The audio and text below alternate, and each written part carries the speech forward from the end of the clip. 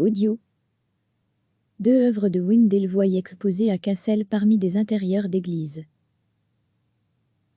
Deux œuvres du créateur néoconceptuel belge Wim Delvoye prendront place, du 15 février au 14 juin prochain, au musée de Flandre à Cassel, nord de la France, parmi une cinquantaine de toiles d'artistes flamands et hollandais des XVIe et XVIIe siècles représentant toutes des intérieurs d'églises en perspective.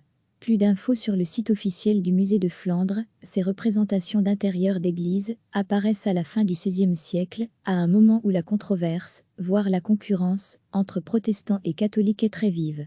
En pleine fougue baroque, certains artistes vont initier une nouvelle manière de suggérer le divin. Les lignes architecturales vont magnifier la lumière et inviter à l'élévation de l'âme. Mais cela n'empêche pas que ces mêmes intérieurs soient habités de vie, animés de scénettes de la vie quotidienne, ce qui suscite ainsi une passerelle entre le monde terrestre et l'univers céleste.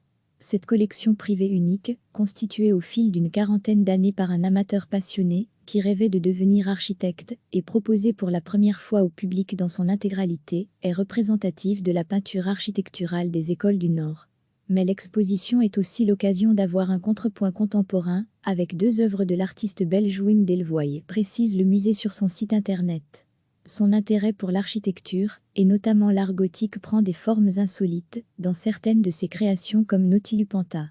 La question du divin, et de son universalité est, quant à elle, nettement perceptible dans Mobius, Dual Corpus Direct Current, une sculpture elliptique du Christ en croix récemment acquise par le musée de Flandre, conclut-il.